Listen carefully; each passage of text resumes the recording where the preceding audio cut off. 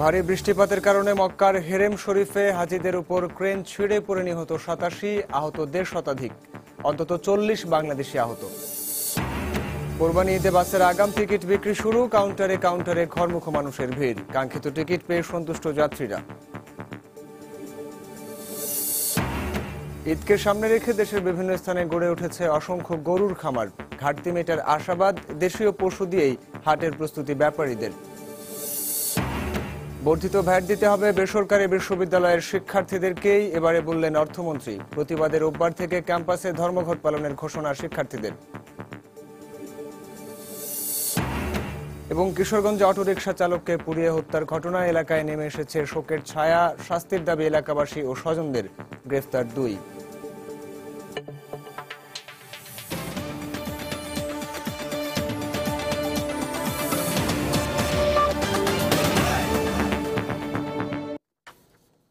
প্রবাসের সময়ের সঙ্গে আছে আমি সাইফুল রুদ্র।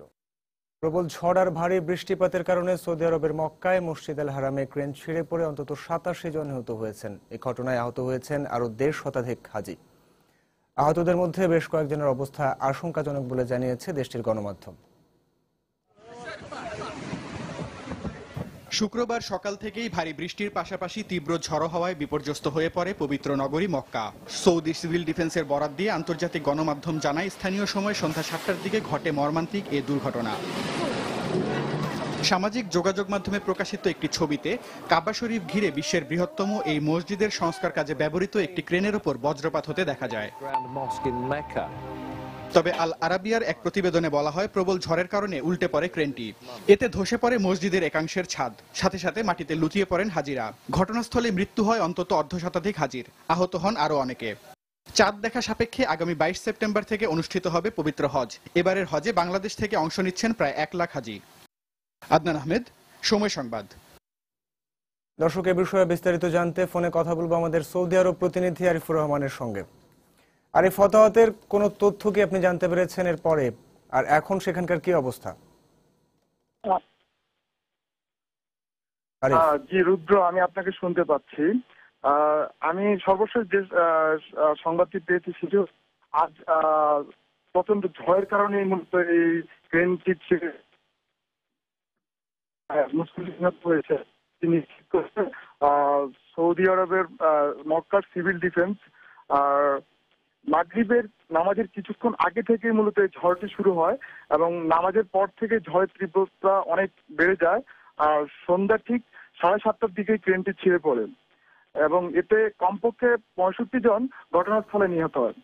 আর এদের মধ্যে অধিকাংশ হজযাত্রী, তবে তাদের মধ্যে কোনো বাংলাদেশি আছে কিনা এটা এখনো জানা যায়নি। এই খবর জানার চেষ্টা চলছে। তবে শতাধিক আহত যারা আছেন তাদের মাঝে প্রায় ৪০ জনের মতো বাংলাদেশি আছে বলে নির্ভরযোগ্য একটি সূত্র আমাকে জানিয়েছে। এদিকে আহত যারা আছেন তাদের সবাইকে স্থানীয় হাসপাতালে নেওয়া হয়েছে। তবে তাদের মাঝে এখন কোন দেশের কতজন নাগরিক আছে তা এখনো সম্পূর্ণ শনাক্ত করা সম্ভব হয়নি।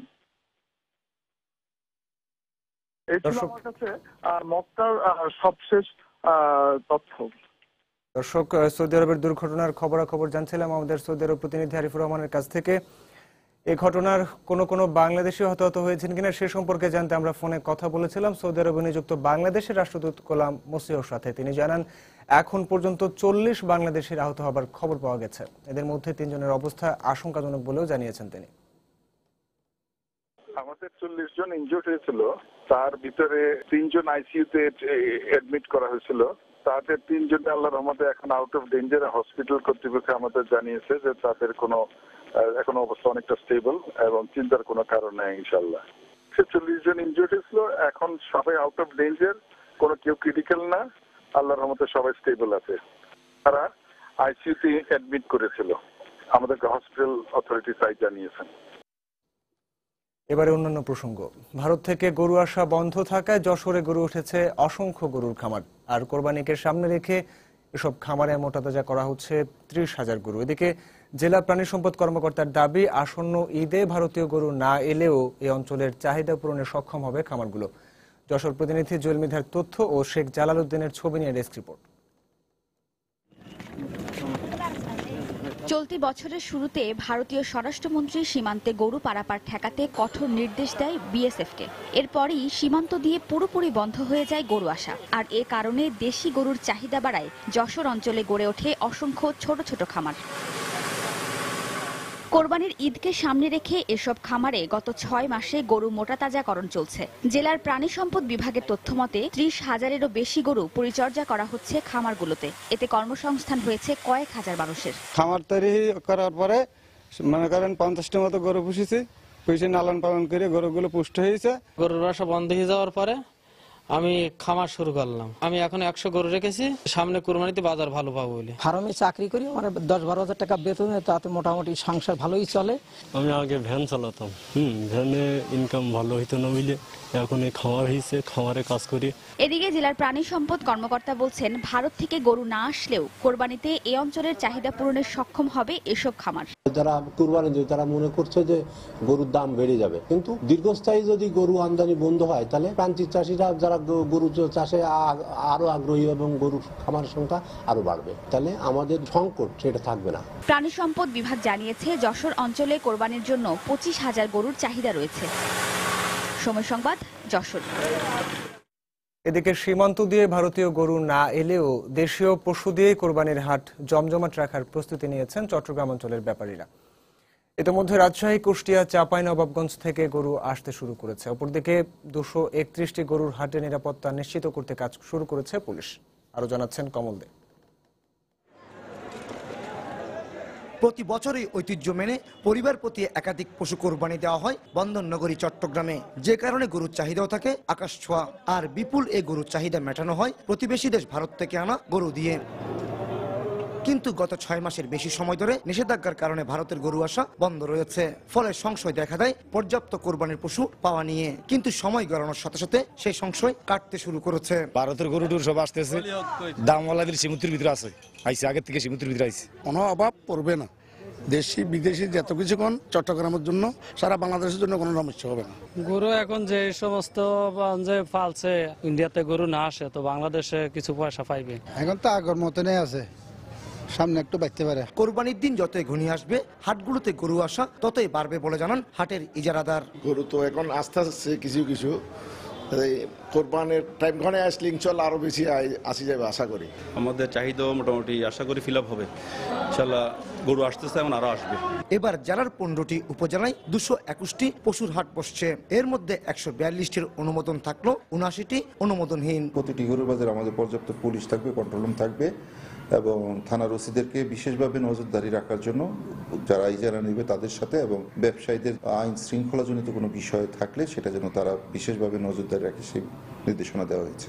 আর নগরীর 10টি গরুর বাজারে নেওয়া হয়েছে অতিরিক্ত নিরাপত্তা ব্যবস্থা। বসানো হবে সিসিটিভি ক্যামেরা। গান পার্টি আর দ্বিতীয় হচ্ছে জাল টাকা, সেই ব্যাপারে আমাদের তো পুলিশের নিরাপত্তা থাকবে, পুলিশ বুথ থাকবে, জাল টাকা শনাক্তকরণের জন্য মেশিন থাকবে। পোশাকি পুলিশ এবং সাদা পোশাকে পুলিশ মোতায়েন থাকবে। কন্ট্রোল রুম করা হবে, যেখানে মাধ্যমে আমরা গরুর বাজারগুলো সিসিটিভির আওতায় নিয়ে এসে আমরা মনিটর করব।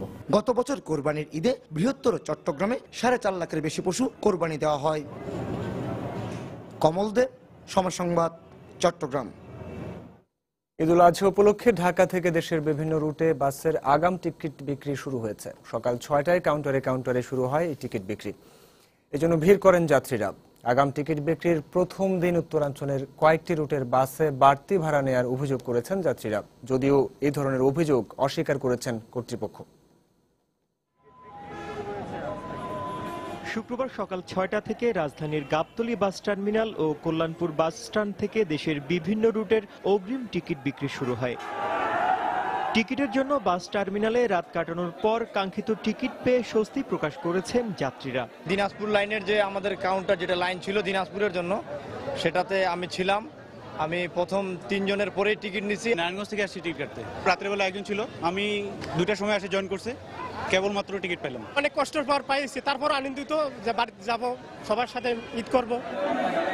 তবে উত্তরাঞ্চলের কয়েকটি রুটে সরকার নির্ধারিত ভাড়ার চেয়ে বেশি ভাড়া নেওয়ার অভিযোগ করেছেন যাত্রীরা। এছাড়া কয়েকটি কাউন্টার থেকে নির্ধারিত সময়ের আগেই টিকিট বিক্রি শুরু হয়েছে বলে অভিযোগ তাদের। আমি যাব নাটোরে, আগের ভাড়া ছিল 370 টাকা। 24 তারিখ সকাল 10টার টিকিট নিয়েছি, রাখছে 630 টাকা। সকাল থেকে এখানে এসে দেখি যে অলরেডি টিকিট বুকিং হয়ে গেছে, বিক্রি হয়ে গেছে। 8টার সময় টিকিট ছাড়ার কথা, আপনারা তো সবই দেখছি টিকিট বুকিং করে দিয়েছেন, তা কবে টিকিট ছাড়লেন? বলতে আমরা গতকালই টিকিট ছেড়ে দিচ্ছি। যদিও এ ধরনের অভিযোগ অস্বীকার করে বাস কাউন্টারগুলোর পক্ষ থেকে বলা হচ্ছে নিয়ম মেনেই অগ্রিম টিকিট বিক্রি করছেন তারা। আগেও যা ছিল গভর্নমেন্টের ভাড়া এখনো তাই আছে, আমাদের কোনো ভাড়া কোনো বৃদ্ধি হয়নি। যে শিডিউল দেওয়া আছে এই শিডিউলগুলো ফিল আপ হয়ে গেলে যখন দেখলাম যে আরো যাত্রীর সংখ্যা আরো বাড়তি আছে, আবার আমরা কিছু গাড়ি সংযোজন করব। ঈদের আগ পর্যন্ত প্রতিদিন সকাল 6টা থেকে সন্ধ্যা পর্যন্ত অগ্রিম টিকিট বিক্রি করা হবে বলে জানিয়েছে কর্তৃপক্ষ। তানিন মেহেদি, সময় সংবাদ, ঢাকা। আওয়ামী লীগের সাধারণ সম্পাদক সৈয়দ আশরাফুল ইসলাম বলেছেন, বঙ্গবন্ধু এবং তার পরিবারের নামে দীর্ঘ সময় ধরে যে অপপ্রচার চলেছে তা কেটে যেতে শুরু করেছে। কারণ দীর্ঘ সময় পর হলেও প্রকৃত ইতিহাস মানুষের সামনে আসছে। সন্ধ্যায় গণভবনে প্রধানমন্ত্রী ও আওয়ামী লীগ সভাপতি শেখ হাসিনার সভাপতিত্বে দলের কার্যনির্বাহী সংসদের বৈঠকের শুরুতে বক্তব্য রাখেন সৈয়দ আশরাফ। তিনি বলেন, এবারের জাতীয় শোক দিবসের অনুষ্ঠানে হাজার হাজার সাধারণ মানুষ উপস্থিত হয়ে প্রমাণ করেছে বঙ্গবন্ধুর অবস্থান বাংলাদেশের মানুষের হৃদয়ে। বঙ্গবন্ধুকে সব বিতর্কের ঊর্ধ্বে রাখতে দেশবাসীর প্রতি আহ্বান জানান তিনি। বৈঠকে শেখ রাসেলের জন্মবার্ষিকী উদযাপন, ৩রা নভেম্বর জেল হত্যা দিবস পালন, 10 নভেম্বর নূর হোসেন দিবসে সংগঠনের কর্মসূচি নির্ধারণ করতে আলোচনা হয়।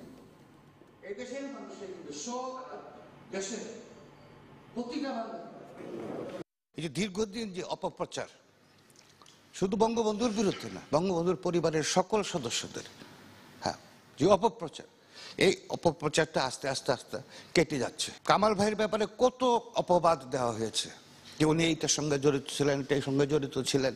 এইভাবে আস্তে আস্তে বঙ্গবন্ধুকে, বঙ্গবন্ধুর সন্তানদের আস্তে আস্তে আস্তে তারা চাইছিল যে সিস্টেমেটিক ভাবে পরিবারকে রাজনৈতিকভাবে, শারীরিকভাবে নিশ্চিহ্ন করার জন্য। আস্তে আস্তে আমরা সকল অপপ্রচারের আমরা মোকাবেলা করেছি, জননেত্রী শেখ হাসিনা মোকাবেলা করেছেন। এবার আমরা মনে করি যে আমরা একটা মহিন্দ্রক্ষণে এসে পৌঁছেছি এবং এই বাংলাদেশে বঙ্গবন্ধুর বিরুদ্ধে, মুক্তিযুদ্ধের বিরুদ্ধে, জননেত্রী শেখ হাসিনার বিরুদ্ধে কোন রকম কুৎসা এই দেশের মানুষ আর গ্রহণ করবে না।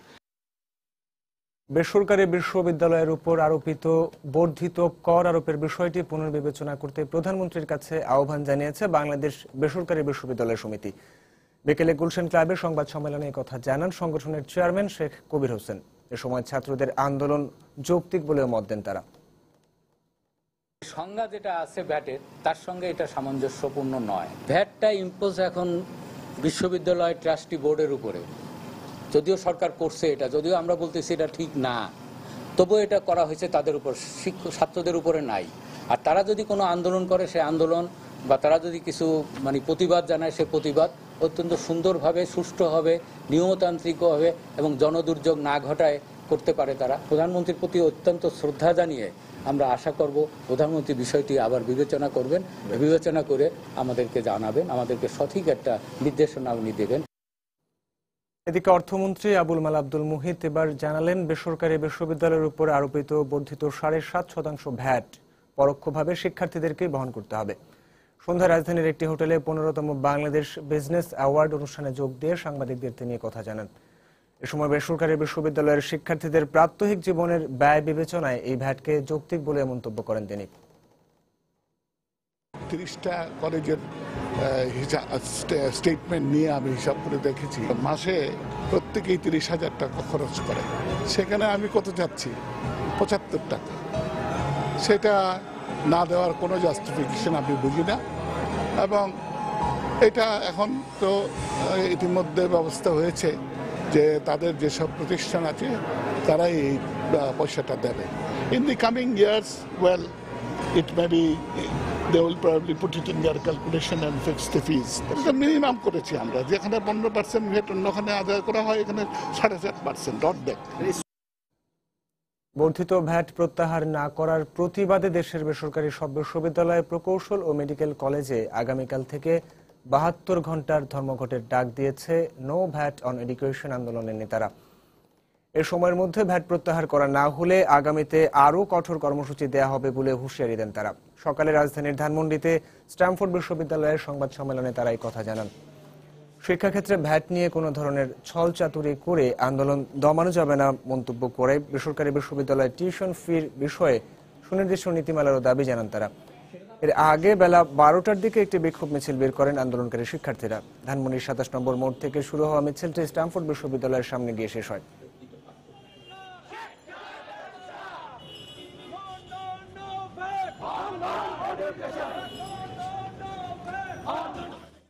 শিক্ষার্থীরা নয়, ভ্যাট দেবে বিশ্ববিদ্যালয় কর্তৃপক্ষ। জাতীয় রাজস্ব বোর্ড এনবিআর এর এমন সিদ্ধান্ত প্রত্যাখ্যান করেছেন বেসরকারি বিশ্ববিদ্যালয়ের শিক্ষার্থীরা। একই সঙ্গে টিউশন ফির উপর আরোপিত 7.5% ভ্যাট সম্পূর্ণ প্রত্যাহার করা না হলে রোববার থেকে নিজ নিজ ক্যাম্পাসে অবস্থান কর্মসূচি ও ধর্মঘট পালনের ঘোষণা দিয়েছেন তারা। সকালে রামপুরের আফতাবনগরে স্থানীয় একটি হোটেলে ইস্ট ওয়েস্ট বিশ্ববিদ্যালয়ের শিক্ষার্থীরা প্রেস ব্রিফিং এ কথা জানান।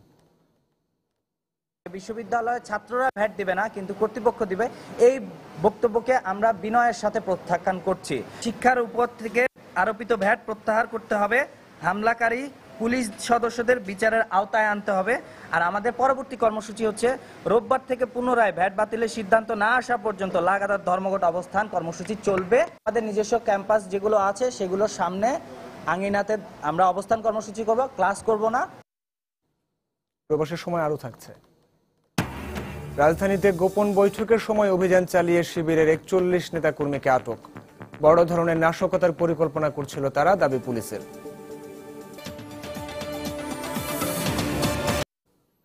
কিশোরগঞ্জে অটোরিকশা চালক শামীমকে পুড়িয়ে হত্যার ঘটনায় 2 আসামিকে গ্রেপ্তার করেছে পুলিশ। মাদক সেবনে বাধা দেয়ায় বৃহস্পতিবার রাতে হাত পা বেঁধে তার গায়ে পেট্রোল ঢেলে আগুন ধরিয়ে দেয় দুর্বৃত্তরা।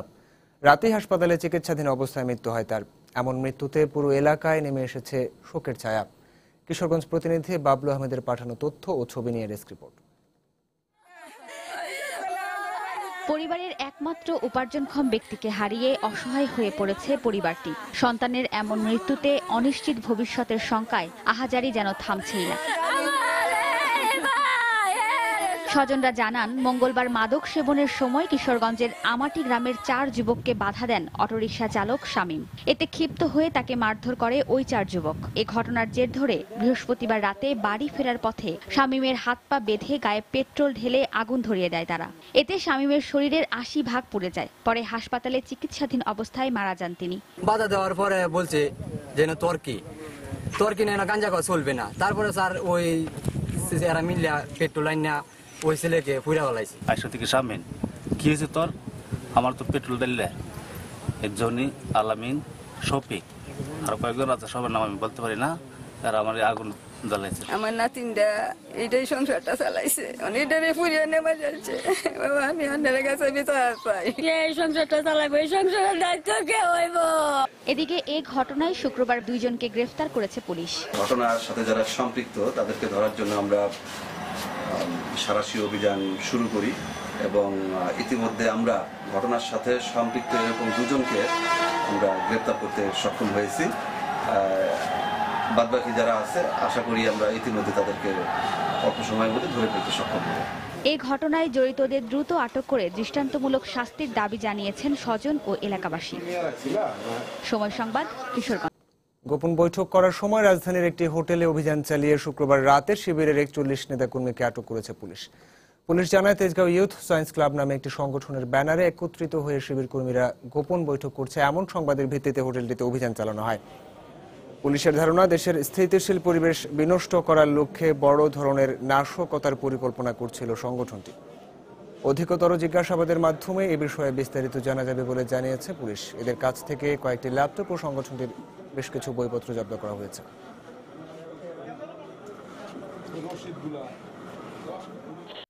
তেজগাঁও ইউথ সায়েন্স ক্লাব এই ব্যানারে তারা সমবেত হবে যেন কেউ কোনো সন্দেহ করতে না পারে।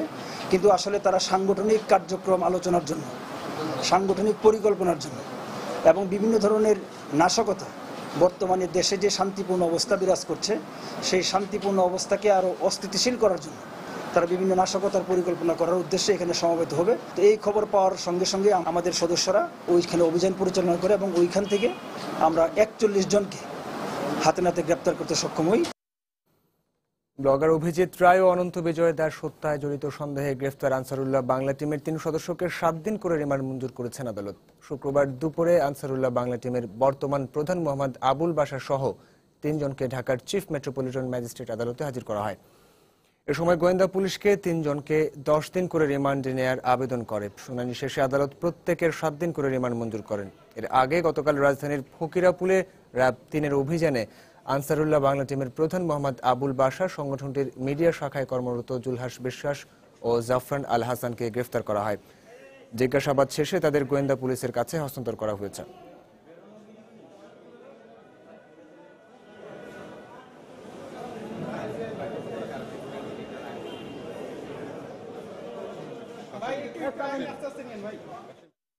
পাবলিক বিশ্ববিদ্যালয়ের শিক্ষকদের মানসম্মত বেতন ও সুযোগ সুবিধা দেওয়ার লক্ষ্যে আলোচনার মাধ্যমে বিষয়টি সমাধানের আহ্বান জানিয়েছেন আওয়ামী লীগের উপদেষ্টা মণ্ডলীর সদস্য সুরঞ্জিত সেনগুপ্ত।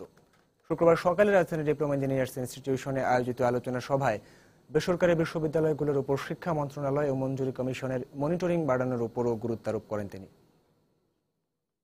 পাবলিক ইউনিভার্সিটির শিক্ষকরা তাদের দাবি হচ্ছে একটা স্বতন্ত্র পে স্কেল।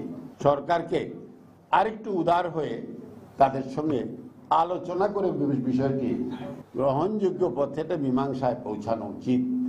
শিক্ষা মন্ত্রণালয়ের মঞ্জুরি কমিশন আরো তৎপর হতে হবে, মনিটরিং আরো লাগাতে হবে, নইলে এই প্রাইভেট বিশ্ববিদ্যালয় এগুলা নিয়ে আমাদের কিন্তু সমস্যা হবে। বেসরকারি বিশ্ববিদ্যালয়ের শিক্ষার্থীদের উপর ভ্যাট আরোপের সিদ্ধান্তকে ভুল অভিহিত করে রাষ্ট্রবিজ্ঞানী অধ্যাপক এমাজউদ্দিন আহমেদ বলেছেন, এই সিদ্ধান্ত থেকে সরে না এলে সরকারকে চরম মূল্য দিতে হবে। শুক্রবার বিকেলে জাতীয় প্রেস ক্লাবে আলোচনা সভায় তিনি বক্তব্য রাখেন। এ সময় এমাজউদ্দিন আহমেদ বলেন, 21 লাখ মানুষকে অন্যায্য সুবিধা দিতে গিয়ে 16 কোটি মানুষকে দুর্ভোগে ঠেলে দিচ্ছে সরকার। মাত্র 21 লাখ লোকের যদি বেতন বৃদ্ধির জন্য তাদের এই ভ্যাট বসাতে হয়, তাই এই ভ্যাট প্রায় 16 কোটি মানুষকে টাচ করছে। ওই 21 লক্ষ লোককে কিছুটা সুবিধা দেওয়া এবং ওদের সহায়তায় আরো খানিকদিন টিকে থাকা, এগুলো অসৎ চিন্তা। এই অসৎ চিন্তা বাদ না দিলে ভয়ঙ্কর বিপদের সম্মুখীন হতে হবে। বাজে কথা বলার জন্য মাপ চেয়েছ, কিন্তু বাজে কাজটি করার জন্য মাপ চাইতে হবে। তার উচিত যে এই মন্ত্রিত্ব না করে অন্য কোথাও কিছু পড়াশোনা করা বা চুপচাপ বসে থাকা ভালো। চট্টগ্রামের সবচেয়ে বড় ফলের আড়ত বিআরটিসির ফল মন্ডিতে হামলা চালিয়েছে সন্ত্রাসীরা। রাত 9:30টার দিকে চাঁদার দাবিতে এই হামলা চালানো হয়।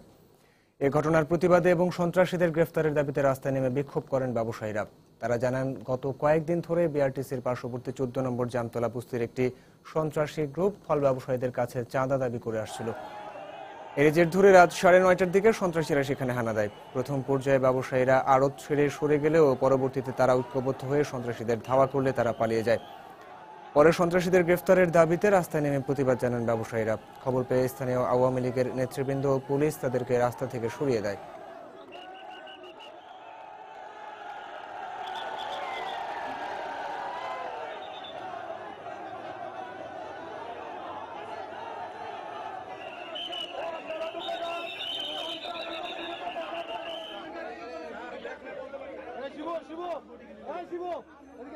সন্ধ্যা 8টার দিকে বস্তি থেকে 1-1.5 ছেলে ছুরি নিয়ে এবং ওপেন অস্ত্র নিয়ে আমাদের ব্যবসায়ীদের উপর হামলা করা হয়েছে। আমাদের 3 জন ব্যবসায়ী উন্ডেড হয়েছে, 2 জন মেডিকেল আছে। এটা আজকের ঘটনা না, শুধু এটা আরো প্রতিনিয়ত ঘটনা, আরো অনেক দিনে ঘটছে। আমাদের এখানে একটা দোকানদারকে দোকানের ভিতরে আসিয়ে মারছে এরা বস্তি, এরা নির্মলভাবে অত্যাচার করতেছে। আমাদের দাবি হচ্ছে যে ইদু বাহিনী, ইদু সন্ত্রাসী এবং ইদু চাঁদাবাজ মোবাইল কাম্য এই এলাকা থাকতে পারবে না। এবার প্রবাসীর খবর। এখনো অব্যাহত রয়েছে মধ্যপ্রাচ্যের যুদ্ধ বিধ্বস্ত দেশগুলো থেকে ইউরোপমুখী শরণার্থীদের ঢল। প্রতিদিন দেশটিতে এসে ভিড় করা হাজার হাজার শরণার্থীর চাপ সামলাতে হিমশিম খাচ্ছে দেশটির সরকার। গ্রিসের রাজধানী এথেন্স থেকে বিস্তারিত জানাচ্ছেন শোয়েব কবির। যুদ্ধ ও দাঙ্গা কবলিত দেশগুলো থেকে হাজার হাজার শরণার্থী ঢল এখনো অব্যাহত রয়েছে ইউরোপমুখী। প্রাচীন সভ্যতার অন্যতম প্রভাবশালী দেশ গ্রিসের বেশ কয়েকটি দ্বীপ তুরস্ক সীমান্তবর্তী হওয়ায় জীবন বাজি রেখে ভূমধ্যসাগর পাড়ি দিয়ে এখানে প্রতিদিনই ভিড় জমাচ্ছেন হাজার হাজার শরণার্থী। লেসবস দ্বীপে প্রতিনিয়তই শরণার্থীদের সাথে পুলিশের সংঘর্ষ হয়। পরিস্থিতি সামাল দিতে নাকানি চুবানি খেতে হচ্ছে প্রশাসনকে। শরণার্থীরা লেসবস দ্বীপ থেকে গ্রিসে এসে চলে যাচ্ছে অস্ট্রিয়া হাঙ্গেরি হয়ে জার্মানিতে, কখনো বা পায়ে হেঁটে, কখনো বাসে, কখনো ট্রেনে চলে যাচ্ছে। তবে তারা আদৌ জানে না তাদের শেষ গন্তব্য কোথায়। অ্যাথেন্সের ভিক্টোরিয়া পার্ক থেকে শোয়েব কবির, সময় সংবাদ। বিশ্বে শান্তির সংস্কৃতি প্রতিষ্ঠায় গণমাধ্যমের স্বাধীনতার পাশাপাশি দায়িত্বশীলতা নিশ্চিত করা জরুরি বলে মনে করে জাতিসংঘ।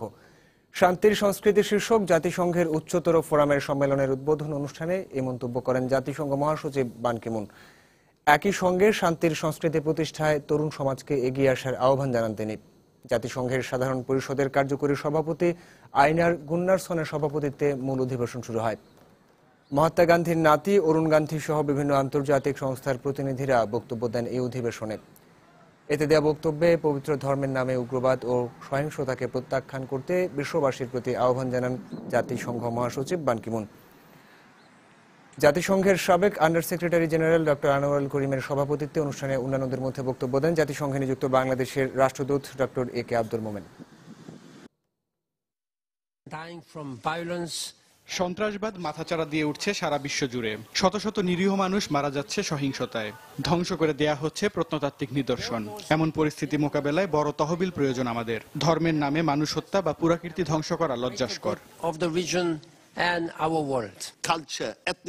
জাতি, ধর্ম, বর্ণ নির্বিশেষে সকলের প্রতি সম্মান রেখে চলা উচিত। হিংসা বিদ্বেষ ভুলে সকল মত গ্রহণের মতো মানসিকতা তৈরিতে মানুষকে সাহায্য করতে হবে, আর তাহলেই কমে আসবে সহিংসতা। সৌদি আরব সফররত বাংলাদেশের পররাষ্ট্র মন্ত্রণালয় সম্পর্কিত স্থায়ী কমিটির প্রতিনিধিদের সঙ্গে রিয়াদ প্রবাসী বাংলাদেশ কমিউনিটির বিশিষ্টজনদের মত বিনিময় সভা অনুষ্ঠিত হয়েছে। রিয়াদের ইন্টারকন্টিনেন্টাল হোটেলের বলরুমে এই সভা অনুষ্ঠিত হয়। এতে প্রধান অতিথি ছিলেন পররাষ্ট্র মন্ত্রণালয় সম্পর্কিত সংসদীয় স্থায়ী কমিটির সভাপতি দীপুমণি। অনুষ্ঠানে সভাপতিত্ব করেন সৌদি আরবে নিযুক্ত বাংলাদেশের রাষ্ট্রদূত গোলাম মসিহ। অতিথি ছিলেন কিশোরগঞ্জ 2 আসনের সংসদ সদস্য অ্যাডভোকেট সোহরাবুদ্দিন, যশোর 3 আসনের সাংসদ কাজী নাবিল আহমেদ, কুমিল্লা 4 আসনের রাজি মোহাম্মদ ফখরুল, সিলেট 5 আসনের সেলিম উদ্দিন, পাবনা 5 আসনের গোলাম ফারুক খন্দকার এবং গোপালগঞ্জ 4 আসনের সংসদ সদস্য ফারুক খান। প্রবাসীদের বিভিন্ন সমস্যা ও সম্ভাবনা নিয়ে উন্মুক্ত আলোচনায় অংশ নেন ডাক্তার আরিফুর রহমান, মোহাম্মদ আইয়ুব আলী, ডাক্তার জাকিউল হাসান, মোজাম্মেল হক, শহীদুল ইসলাম, আফসার হোসেন চৌধুরী, সেলিম ভুইয়া, জাকির হোসেন, প্রকৌশলী মোয়াজ্জেম হোসেন, মোহাম্মদ আলী নূর, বোরহানুদ্দিন ইস্কান্দার, বজলুর রহমান, গোলাম মহিউদ্দিন, ডক্টর রেজাউল করিম, সালাউদ্দিন আহমেদ ফারুক প্রমুখ। এ সময় প্রবাসীদের বিভিন্ন প্রশ্নের জবাব দেন ডক্টর দীপুমণি। যুক্তরাষ্ট্রের রাজধানী ওয়াশিংটনে অনুষ্ঠিত হয়েছে 2001 সালে দেশটির বাণিজ্যিক ভবন টুইন টাওয়ার ও অন্যান্য স্থাপনায় সন্ত্রাসী হামলায় 14 বছর পূর্তি অনুষ্ঠান। এছাড়া আফগানিস্তানের কাবুলে ন্যাটো বাহিনীও দিনটিকে স্মরণ করেছে শ্রদ্ধার সঙ্গে। এদিকে নিউ ইয়র্কে ওই হামলায় নিহতদের স্বজনেরা একটি স্মরণ সমাবেশের আয়োজন করে। 2001 সালে যুক্তরাষ্ট্রের বাণিজ্যিক ভবন টুইন টাওয়ার ও অন্যান্য স্থাপনায় সন্ত্রাসী হামলার 14 বছর পূর্তিতে ওয়াশিংটনে শুক্রবার দিন শুরু হয় 1 মিনিট নীরবতা পালনের মধ্য দিয়ে। এ সময় উপস্থিত ছিলেন মার্কিন প্রেসিডেন্ট বারাক ওবামা ও ফার্স্ট লেডি মিশেল ওবামা। এর পরপরই হোয়াইট হাউসের সামনে বিউগলের করুণ সুর বেজে ওঠে।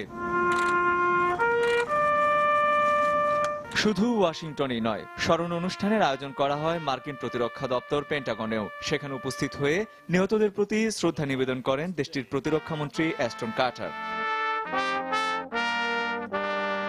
এদিকে নিউ ইয়র্কে 9/11 মেমোরিয়ালের সামনে ওই হামলায় নিহতদের স্বজনরা স্মরণ সমাবেশের আয়োজন করেন। এখানেই আমার সন্তান শান্তিতে ঘুমাচ্ছে, সে কোথাও যায়নি, তাই আমারও আর কোথাও যাওয়ার প্রয়োজন নেই। আমার বন্ধুকে আমি ভুলতে পারি না। সেই ছোটবেলা থেকে আমরা একসাথে বড় হয়েছি, আমরা ঘনিষ্ঠ বন্ধু ছিলাম। আমি বিশ্বাস করি আমরা এখনো তাই আছি। আফগানিস্তানের রাজধানী কাবুলে অবস্থিত ন্যাটো ঘাঁটিতেও দিনটি যথাযথ শ্রদ্ধার সঙ্গে পালন করা হয়। অনুষ্ঠানে ন্যাটো বাহিনী প্রধান মার্কিন জেনারেল জন ক্যাম্পবেল বলেন, ওই হামলা পৃথিবীর ইতিহাসকে বদলে দিয়েছিল। গভীর শ্রদ্ধার সাথে সেই দিনটিকে স্মরণ করছি। ওই হামলায় নিহতরা শুধু মার্কিন নাগরিকই ছিল না, 90টিরও বেশি দেশের প্রতিনিধিত্বকারী মানুষ নিহত হয়েছিল। দিনটি আমাদের এও মনে করিয়ে দেয় যে সন্ত্রাসীদের দমনে আমরা আফগানিস্তানে এসেছি, তাদের শেষ করতেই হবে। 2001 সালের ওই হামলায় কমপক্ষে 3,500 মানুষ মারা যায়, আহত হয় 6,000-এরও বেশি। হামলার পরপরই দায় স্বীকার করে আন্তর্জাতিক সন্ত্রাসী সংগঠন আল কায়েদা। এরপর 2011 সালের মে মাসে পাকিস্তানের অ্যাবোটাবাদে বিশেষ অভিযান চালিয়ে আল কায়েদার শীর্ষ নেতা ওসামা বিন লাদেনকে হত্যা করে যুক্তরাষ্ট্র। রঞ্জন শুভ্র, সময় সংবাদ। বন্যার প্রভাবে গাইবান্ধায় অস্বাভাবিক হারে বেড়ে গেছে ডায়রিয়ায় আক্রান্তের সংখ্যা। গত 3 দিনে 1.5 শতাধিক রোগী সদর হাসপাতালে ভর্তি হয়েছেন। এ অবস্থায় অতিরিক্ত রোগীর চাপ সামাল দিতে হিমশিম খাচ্ছেন চিকিৎসকরা। এদিকে রোগীর স্বজনদের অভিযোগ, জনবল সংকট ও শয্যার অভাবে সঠিক চিকিৎসা থেকে বঞ্চিত হচ্ছেন তারা। হেদায়েতুল ইসলাম বাবুর রিপোর্ট। স্বাভাবিক খাবার খেয়ে ঘুমানোর পর প্রথমে পেটের ব্যথা, এরপর কয়েকবার বমি আর অনবরত পাতলা পায়খানা। এই পরিস্থিতি গাইবান্ধা সদর উপজেলার বিভিন্ন জায়গায়। এই পরিস্থিতিতে ডায়রিয়া আক্রান্ত রোগীর চাপে তিল ধারণের ঠাঁই নেই গাইবান্ধা আধুনিক সদর হাসপাতালে। ডায়রিয়া ওয়ার্ডে রোগীর সংকুলান না হওয়ায় অস্থায়ী একটি ওয়ার্ডের পাশাপাশি হাসপাতালের মেঝে ও বারান্দায় থাকতে হচ্ছে রোগীদের। এছাড়া চিকিৎসক ও নার্স সংকটের কারণে রোগীরা চিকিৎসা সেবা পাচ্ছেন না বলে অভিযোগ স্বজনদের। অনেক কয়েকবার বমি করছে, আবার বাথরুমেও গেছে 3-4 বার, তারপরে আমরা সদরে নিলাম। কোনো নার্স টার্স কেউ নাই, যে আমরা নিজেরা এসে নিজেরাই ধরি। আমরাই যদি সেবা করি তো এখানে নিয়ে এসে লাভটা কি? একদিকে যেমন ডায়রিয়া পরিস্থিতির যে অবনতি হচ্ছে, আর একদিকে মানুষের এই রোগীদের থাকার সবচেয়ে বড় সংকট। এতগুলো রোগীর জন্য একটা বাথরুম, ওখানে বাথরুম আছে, সেখানে খোলা এখনো হয়নি। সুস্থ থাকার জন্য সকলকে পরিষ্কার পরিচ্ছন্ন থাকার পাশাপাশি নিরাপদ পানির পরামর্শ দিচ্ছেন চিকিৎসকরা। আর হঠাৎ করে আশঙ্কাজনক হারে ডায়রিয়া আক্রান্ত রোগীর সংখ্যা বেড়ে যাওয়ায় চিকিৎসকদের ছুটি বাতিল করা হয়েছে। শেষ রাতের দিকে আবার একটু বাড়ছে আমরা মনে করতেছি, পাশাপাশি রোগীর সংখ্যাও দেখা যাচ্ছে যে অনেক বেশি বেড়ে গেছে। তো এখনো আমরা আশঙ্কাজনক অবস্থায় আছি। তারা যেন অন্ততপক্ষে পানিটা ফুটিয়ে খায়, তারা তাদের পরিষ্কার রাখার চেষ্টা করে, বিশেষ করে বাথরুম ব্যবহারের আগে পরে হাত যাতে ধুয়ে করে পরিষ্কার করে। 1000 সিসির 100 ব্যাগ সেট সহ ক্যানুলা সহ আমরা দিয়েছি এবং সিভিল সার্জন মহোদয়ের সঙ্গে সার্বিক যোগাযোগ হচ্ছে যে যতটুকু আমাদের এখানে সমাজসেবা বিভাগের রোগী কল্যাণ সমিতির মাধ্যমে আমাদের তহবিল থেকে যদি প্রয়োজন হয় যে আরো যত ব্যাগ লাগবে আমরা দিতে প্রস্তুত আছি। এমন পরিস্থিতির জন্য বন্যার পাশাপাশি অপর্যাপ্ত স্যানিটেশন ও নিরাপদ পানির অভাবকে দায়ী করছে স্বাস্থ্য বিভাগ। আমাদের ওষুধপত্র বর্তমানে অ্যাভেলেবল আছে, cholera saline, IV fluid, cannula এবং স্যালাইন সেট সহ সমস্ত ওষুধ সরবরাহ আছে। সার্বিকভাবে চেষ্টা করে যাচ্ছি এবং আশা করতেছি পরিস্থিতির দ্রুত উন্নতি হবে। শুক্রবার বিকেলে গাইবান্ধা জেলা প্রশাসক সদর হাসপাতাল পরিদর্শন শেষে ডায়রিয়া আক্রান্ত রোগীদের জন্য 1300 ব্যাগ স্যালাইন এবং বিশুদ্ধ খাবার পানি স্বাস্থ্য বিভাগের কাছে সরবরাহ করেছেন। হেদায়েতুল ইসলাম বাবু, সময় সংবাদ, গাইবান্ধা।